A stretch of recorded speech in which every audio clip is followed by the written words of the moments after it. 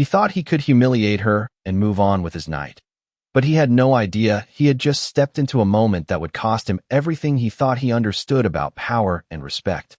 The glass doors of La Belle Maison opened with a soft, polished glide, revealing a world of warm golden light, crystal chandeliers, and the quiet clink of fine china against marble-topped tables, where every guest seemed to belong to a different tier of society than the one standing at the entrance now.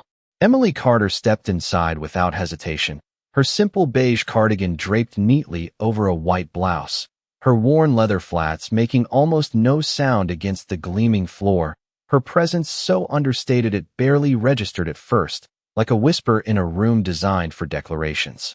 At 36, Emily carried herself with a calm that didn't seek attention, her posture straight, her gaze steady, as if she had long ago stopped measuring her worth by the way others reacted to her. But this room, this carefully curated world of tailored suits and polished heels, measured everything. And it didn't take long for the room to notice her. Behind the host's stand, Victor Langley adjusted his cufflinks with practiced precision, his navy suit perfectly tailored, his expression trained into the kind of polite smile that could vanish in an instant. He glanced up, just once, but that was enough.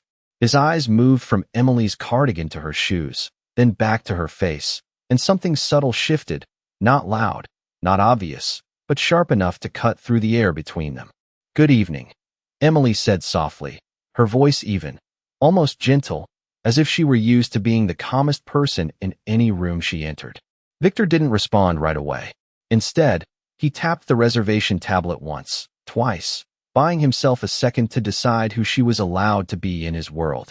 Around them, conversations continued, but quieter now, as if the room itself had learned to listen when judgment was about to be passed. "Do you have a reservation?" he asked finally, his tone smooth, but just a degree colder than necessary. Emily met his gaze without flinching. "I was hoping to get a table for one," she replied. There was no apology in her voice, no hesitation, just a simple request delivered with quiet certainty. Victor's smile tightened, almost imperceptibly. He glanced over her shoulder, as if expecting someone else to follow her in, someone who would explain her presence, someone who would make this interaction make sense. But no one came, and in that absence, he made his decision. "I'm afraid we're fully booked tonight," he said, his voice carrying just enough volume to reach the nearest tables, where a couple paused mid-conversation, their eyes drifting toward the entrance. Emily didn't move. Not yet. Her eyes flickered briefly around the room, taking in the half-empty tables near the windows, the untouched place settings, the subtle inconsistencies that told a different story than the one she was being offered. Then she looked back at Victor, her expression unchanged. "I understand," she said quietly. But something in the way she said it made the air feel heavier, as if the moment hadn't ended, only shifted into something else entirely. Victor leaned slightly forward, lowering his voice, though not enough to keep it private. "There are plenty of more suitable places a few blocks down," he added, the words wrapped in politeness but edged with something unmistakable. A faint murmur rippled through the nearby tables. Someone let out a soft, amused breath. The room was beginning to choose sides, not out loud, but in the small, silent ways that mattered. Emily stood there for a second longer, her hands resting lightly at her sides, her eyes steady, absorbing every glance, every whisper, every assumption being made about her without a single question asked. Then, slowly, almost imperceptibly, she reached into her bag and pulled out her phone. She didn't rush. She didn't argue. She didn't defend herself. She simply typed a short message, her fingers moving with quiet precision, as if this moment had always been part of a larger plan no one else could see. And as she pressed send, the faint reflection of the chandeliers shimmered across the screen, catching in her eyes for just a second before she looked up again, calm as ever. The room hadn't realized it yet, but something had just been set in motion. And within minutes, everything they thought they knew about who belonged here was about to change. Victor Langley had seen hesitation before, the quiet retreat of people who realized they were out of place. But this was different, because Emily Carter did not move like someone searching for an exit. She moved like someone who had already decided to stay. He watched her for a moment longer than necessary, his fingers resting lightly on the edge of the host's stand, his expression carefully composed, but his eyes narrowing just slightly, as if trying to solve a puzzle that did not quite fit. Around them, the restaurant continued its elegant rhythm, waiters gliding between tables with silver trays, soft jazz humming through hidden speakers, glasses catching the warm light. Yet beneath it all, there was a subtle shift, a tension that had begun to settle like a quiet fog across the room. Emily stood exactly where she was, her phone now resting calmly in her hand, her posture relaxed but grounded, as if the marble beneath her feet belonged to her just as much as it did to anyone else in the room. Victor cleared his throat softly, regaining control of the moment the way he always did, with precision and authority. "Ma'am, I am going to have to ask you to step aside," he said, his voice now firmer, carrying just enough weight to signal that the conversation was no longer optional. A nearby table fell silent, a woman in a red dress pausing mid-sip, her eyes drifting toward the entrance, curiosity beginning to outweigh discretion. Emily turned her head slightly, acknowledging Victor without fully facing him, her gaze drifting once more across the dining room, as if taking in every detail, every reaction, every whispered assumption that had already been made about her. "I understand your position," she said quietly, her voice calm, almost disarmingly so, "but I would prefer to wait here." The words were simple, but they landed differently than expected, not as defiance, not as confrontation, but as something steadier, something that did not seek permission. Victor felt a flicker of irritation rise beneath his composed exterior, the kind that came not from loud resistance, but from quiet refusal. He leaned slightly closer, lowering his voice again, though the sharpness remained.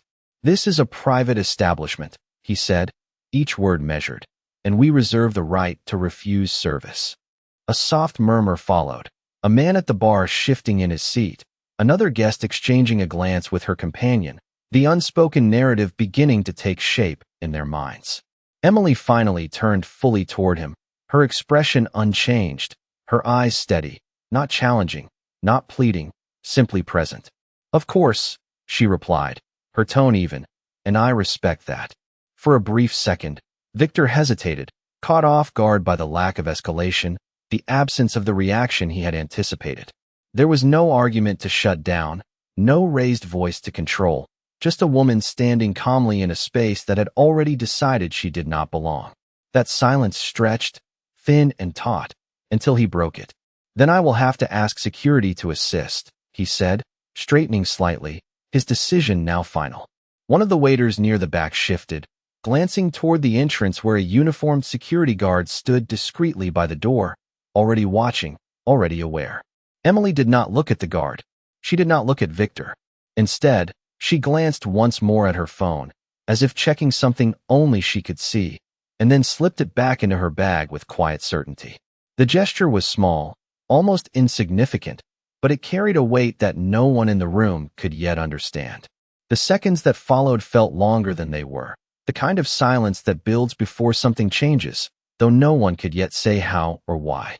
Outside, beyond the tall glass windows, the faint glow of headlights passed along the street, unnoticed by most, but not by everyone. Somewhere just beyond the frame of this carefully controlled world, something was already in motion, drawing closer with each passing second. While inside, Victor Langley stood convinced that he was still in control of the situation, unaware that the balance had already begun to shift in a way he could not stop. The security guard began to move the moment Victor Langley gave the signal, his polished shoes stepping quietly across the marble floor, his posture professional, controlled, but unmistakably firm in its intent, and as he approached, the subtle tension in the room sharpened into something more defined, something people could now openly watch without pretending otherwise. Conversation slowed, then faded, replaced by the soft clink of glass and the barely concealed curiosity of guests who sensed that something unusual was unfolding before them. Emily Carter remained exactly where she stood, her hands relaxed at her sides, her expression unchanged, as if the presence of authority walking toward her was not something to fear, but something already accounted for. The guard stopped a few feet away, offering a polite but rehearsed nod, the kind given to avoid escalation while still carrying out a clear directive. "Ma'am," he said, his voice calm and measured, I am going to have to ask you to step outside." There was no aggression in his tone, only procedure, the quiet enforcement of a decision that had already been made without her. Emily turned her head slightly toward him, acknowledging his presence with a small, almost appreciative glance, as though she understood the role he was being asked to play. "I will, in just a moment," she replied softly, her voice steady, neither resisting nor complying, simply setting her own pace in a situation that was meant to move quickly. The guard hesitated, just briefly, his training telling him to proceed, but something in her composure creating a pause he could not quite explain. Behind him, Victor's jaw tightened almost imperceptibly, the delay irritating him more than any argument could have. "Now, please," Victor added, his voice cutting through the air with a sharper edge, drawing the attention of even those who had tried to remain discreet. A few guests leaned back in their chairs. Others exchanged glances, the silent question passing between them, wondering how far this would go. Emily finally shifted her weight, a small movement that seemed to release the tension that had been building, and for a moment, it appeared as though she would comply, as though the situation would end exactly as Victor had intended. But instead of stepping toward the door, she took a slow breath and looked past the guard, past Victor, toward the large glass windows that framed the street outside. The faint glow of headlights grew brighter, no longer just passing light, but something approaching with purpose, something that caused a subtle flicker of reflection across the polished floor.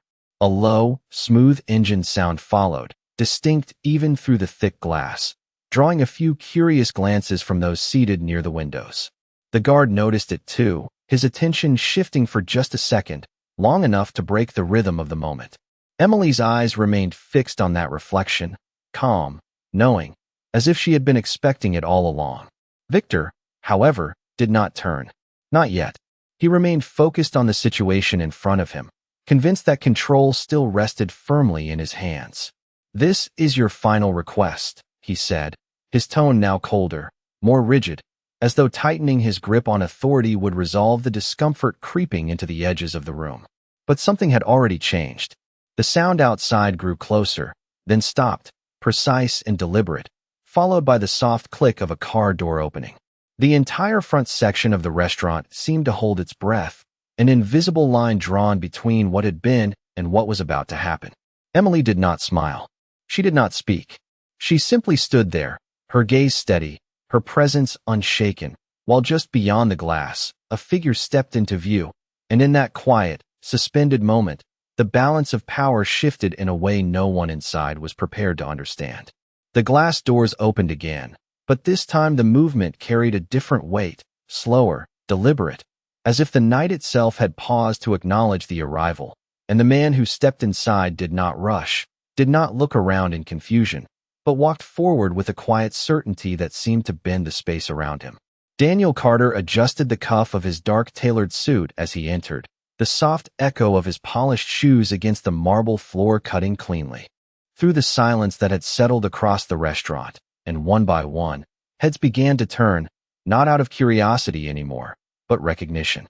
A server near the bar straightened immediately, his posture shifting, while a couple seated near the entrance exchanged a quick glance, their expressions changing as realization flickered across their faces. Victor Langley noticed it then, the subtle but undeniable shift in attention, the way the room was no longer focused on the woman he had decided did not belong, but on the man now walking toward her with calm, unhurried steps. For a brief second, Victor hesitated, his confidence faltering just enough to let doubt slip in, but he quickly corrected himself, stepping forward with a polite smile that returned like a mask being pulled back into place. "Good evening, sir," he said smoothly, positioning himself slightly between Daniel and Emily, as if the situation could still be managed, still contained. "Welcome to La Belle Maison." Daniel stopped a few feet away, his gaze moving past Victor without acknowledgement, landing directly on Emily, his expression softening in a way that contrasted sharply with the tension surrounding them. "Are you all right?" he asked, his voice calm, low, carrying a quiet authority that did not need to be raised to be heard. Emily met his eyes, her composure unchanged, her voice just as steady as before. "I am fine," she replied gently. That was all it took. Daniel's attention shifted then, slowly, deliberately, to Victor, and in that moment, the dynamic in the room changed completely, not with a loud declaration, but with something far more unsettling, a silent recalibration of who held power. Victor felt it immediately, the weight of that gaze, the kind that did not question, did not seek approval, but expected answers. "Is there a problem here?" Daniel asked, his tone even, though there was something beneath it, something controlled, something that suggested this was not a question asked lightly. Victor straightened, his professionalism tightening like armor. "Not at all, sir," he replied, though his voice had lost a fraction of its earlier confidence. "We were simply explaining to this lady that we are fully booked this evening." The words hung in the air, thinner now, less convincing than they had been moments ago. Daniel glanced briefly around the room, his eyes noting the half-empty tables, the untouched settings, the quiet attention of every guest who had been watching from the sidelines. He did not rush his response. He did not need to. "I see," he said finally, his voice calm, measured, as if he were processing more than what had just been said. Then, almost casually, he reached into his jacket and pulled out his phone, his movements precise, unhurried, as though time itself had shifted to match his pace. Victor watched closely, something uneasy settling in his chest, though he could not yet name it. Daniel tapped the screen once, then lowered the phone, his gaze returning to Victor with a quiet finality. "That is interesting," he said, his tone unchanged, "because I was under the impression that this location still prioritized its investors." The words landed softly, but their impact was immediate. Victor blinked, confusion flickering across his face before recognition began to form, slow and unmistakable, like a realization he wished he could stop. Around them, the room had gone completely silent, the earlier whispers replaced by a stillness so complete it felt almost unreal. Daniel did not raise his voice. He did not step closer. He simply stood there, composed, certain, while the truth of who he was settled into the space between them. And for the first time that evening, Victor Langley found himself without control, without certainty, and without the words he needed to fix what had already begun to unravel.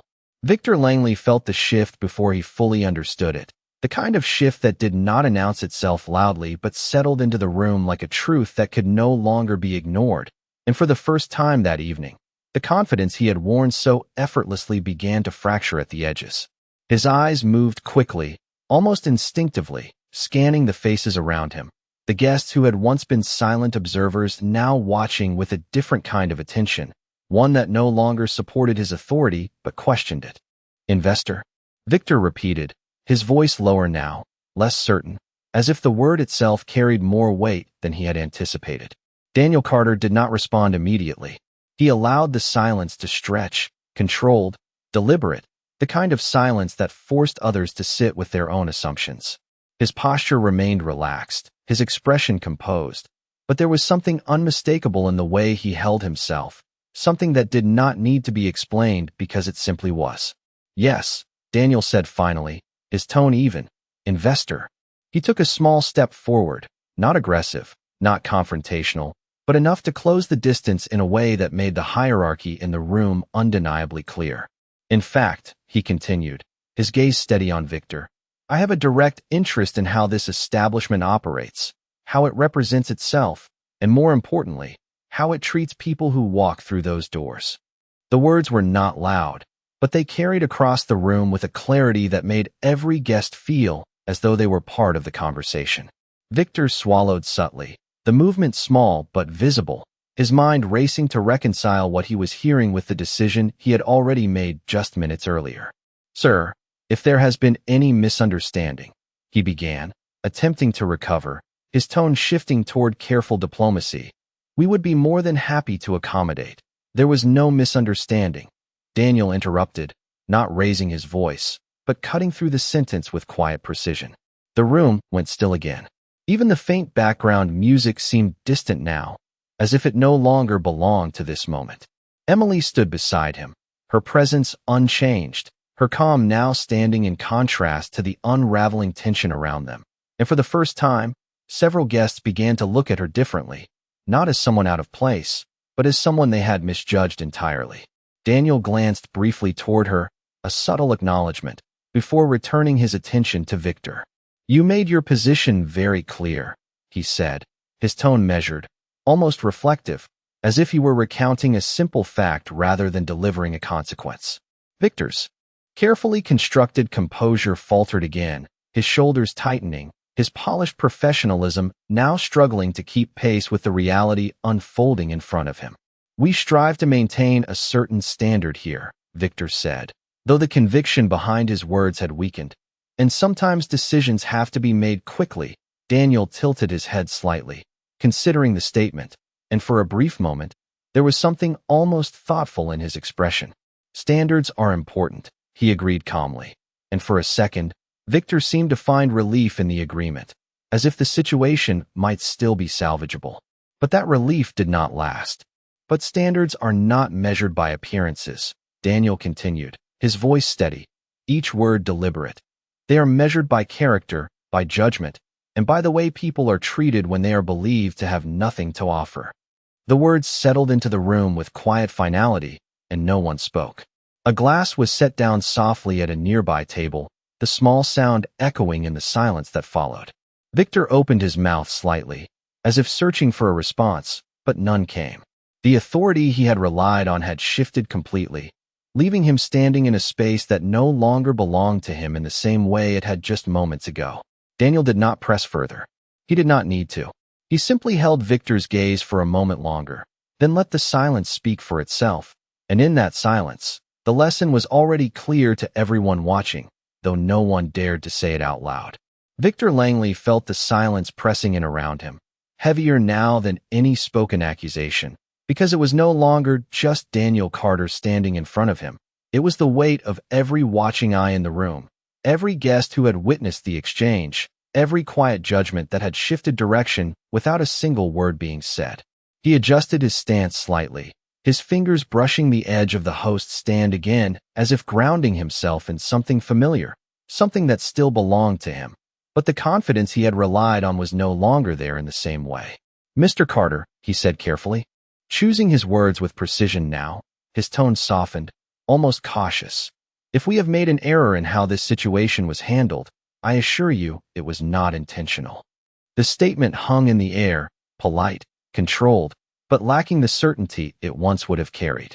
Daniel did not respond immediately. His gaze shifted briefly across the room again, taking in the quiet attention, the staff standing still, the guests no longer pretending not to watch, and then returned to Victor with the same calm focus. "Intent does not change impact," he said evenly, his voice steady, each word measured with quiet clarity. A faint shift rippled through the nearby tables, a subtle acknowledgement of truth that did not need to be debated. Victor nodded once, slowly, the motion restrained, his expression tightening as he absorbed the words. "Of course," he replied, though his voice had dropped slightly, the confidence replaced with something more restrained, more careful. "We value all of our guests, and we would like the opportunity to correct this." He gestured subtly toward the dining room, toward the empty tables that had been dismissed just moments earlier. "We can prepare a table immediately." The offer was made quickly, almost urgently, as though speed could undo what had already happened. Emily Carter stood quietly beside Daniel, her posture unchanged, her expression still composed, but her presence now carried a different weight in the room, no longer overlooked, no longer dismissed. Several guests glanced toward her again, their earlier assumptions quietly dissolving, replaced with something closer to respect, or perhaps regret. Daniel turned his head slightly toward Emily, his expression softening again, a brief moment of quiet connection that contrasted sharply with the tension surrounding them. "Would you like to stay?" he asked gently, his voice lowered, as if the decision belonged entirely to her and no one else. Emily paused for a moment, not out of uncertainty, but out of consideration, her eyes moving slowly across the room, taking in the space that had just rejected her, the people who had watched, the silence that had followed. When she spoke, her voice was calm, steady, and unmistakably clear. "No," she said simply. The word was not harsh, not emotional, but it carried a finality that settled deeper than anything else that had been said that evening. Victor's expression shifted again, the last trace of control slipping away as he realized that the situation could not be reversed with a simple gesture, that the moment had already passed beyond his ability to repair it. Daniel gave a small, almost imperceptible nod, as if he had expected that answer, as if he understood that some decisions could not be undone once made. He turned back to Victor, his gaze steady, his tone unchanged. "A table is not what was missing here tonight," he said quietly. The words lingered, heavier than before, because now they were no longer about the moment, but about something deeper, something that could not be corrected with service or apology. The room remained completely still, the air thick with the realization of what had just unfolded, and in that stillness, the balance of power had fully shifted, leaving no doubt about who truly belonged, and who had misjudged that truth from the very beginning. No one moved right away, as if the entire room needed a moment to understand what had just happened, not because it was loud or dramatic, but because it was quiet, precise, and undeniable, the kind of moment that does not explode but settles deep, leaving a lasting impression that cannot be easily dismissed. Victor Langley stood frozen for a fraction longer than he intended, his mind racing through possible responses, possible recoveries, but each one felt thinner than the last, each one arriving too late to matter. Around him, the staff had gone still, their earlier confidence replaced with uncertainty, their eyes shifting between Daniel Carter and Emily Carter, no longer sure where authority truly lay. Emily turned slightly toward the door, her movements calm and unhurried, as though she had already decided her next step long before this moment had fully unfolded. Daniel followed her lead without hesitation, his presence steady, his expression unchanged, not triumphant, not angry, simply resolved. As they began to walk, the soft echo of their footsteps carried across the marble floor, and something subtle happened among the guests. Chairs straightened, conversations paused, and a quiet path opened without a word being spoken, as if respect had replaced curiosity in an instant. A woman near the center of the room lowered her gaze, her earlier interest now tinged with something closer to self-awareness, while a man at the bar set his glass down slowly, watching with a thoughtful expression that had not been there before. Victor finally stepped forward, the instinct to regain control pushing him to act, even if the moment had already slipped beyond his reach. "Mr. Carter," he called out, his voice controlled but edged with urgency. "Please, allow us to make this right." The words followed them across the room, but they did not stop. Daniel paused only when they reached the door, his hand resting lightly on the handle, and for a brief moment, the entire space seemed to hold its breath again, waiting to see if anything could still be salvaged. He turned slightly, not fully facing Victor, but enough to acknowledge the voice behind him, and when he spoke, his tone remained calm, steady, unchanged by everything that had just taken place. "You already made your decision," he said quietly. The simplicity of the statement left no room for negotiation, no space for reinterpretation. Victor took another step forward, his composure strained now, the polished confidence replaced by something more human, more uncertain. "We value your partnership," he added quickly, as if the word itself might restore balance. "And we do not want this to reflect poorly on our relationship." Daniel's expression did not change, but there was a subtle shift in his eyes, something measured, something final. "Partnerships are built on trust," he replied, his voice even, "and trust is revealed in moments like this, not after them." The words landed with quiet weight, and once again, the room fell completely silent. Emily reached for the door then, her hand steady, her movements unhurried, and as the door opened, a cool evening breeze slipped into the room, carrying with it a sense of clarity that had been missing. Before, she stepped outside first, Daniel following just behind her, and as the door closed softly behind them, the separation felt immediate, like the end of something that could not be reopened. Inside, no one spoke for several seconds. Victor stood where he was, the reality of the situation settling in fully now, not as a sudden shock, but as a slow, undeniable truth. The room remained still, the earlier energy replaced with something quieter, something reflective, as if everyone present had witnessed more than just an interaction, but a lesson that had unfolded in real time, leaving behind a silence that said everything words could not. Outside, the night air felt different, cooler, quieter, as if the world beyond the restaurant had not been holding its breath the way the people inside had. And for a moment, The contrast was almost surreal. The soft glow of streetlights stretched across the sidewalk, reflecting faintly against the sleek black car waiting at the curb, its engine still running in a low, controlled hum that spoke of precision rather than display. Emily Carter stepped forward without hesitation, her pace steady, her expression unchanged, as though nothing that had just happened required further reaction, as though the moment had already passed the second she chose not to stay. Daniel Carter followed beside her, his presence calm and grounded, his attention briefly shifting toward her, not with concern, but with quiet understanding.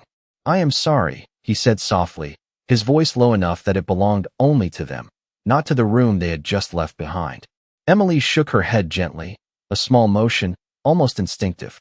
"There is nothing to be sorry for," she replied, her tone even, carrying the same quiet strength that had defined her from the beginning. She paused near the car, her hand resting lightly against the smooth surface for just a second, as if grounding herself not in the moment, but in something deeper, something that had long been part of who she was. "They made their choice," she added, her voice calm, not bitter, not resentful, simply certain.